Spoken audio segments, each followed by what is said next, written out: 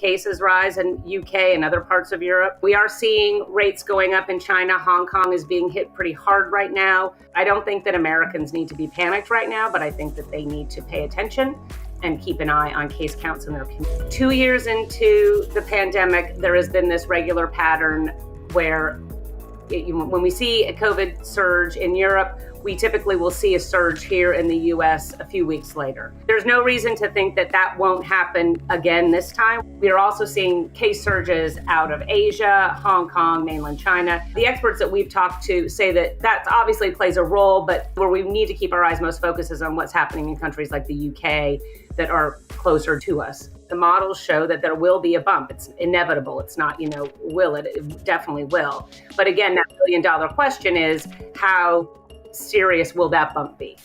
There is a lot of concern that because of politically and because of just where we're at with pandemic fatigue in this country, that getting people to mask up again and going through all this again is going to be a pretty hard sell. There is a lot of issue about how this is going to go down is going to be based on people's behavior. Experts are saying what they've said, all along is you need to pay attention to community transmission. You need to pay attention to the environment that you're in. Those are all still important. Masking still really works. Those are what experts are going to be recommending if we start seeing this again.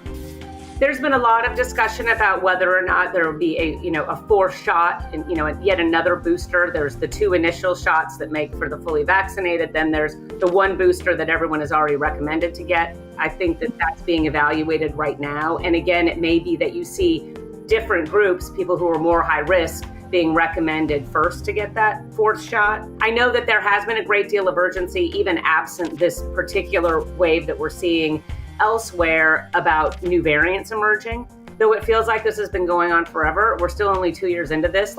We don't know everything that COVID has in store for us. And so that's what I know the push from the vaccine makers and from federal regulators has been, so that we're prepared to deal with that, if and when that happens.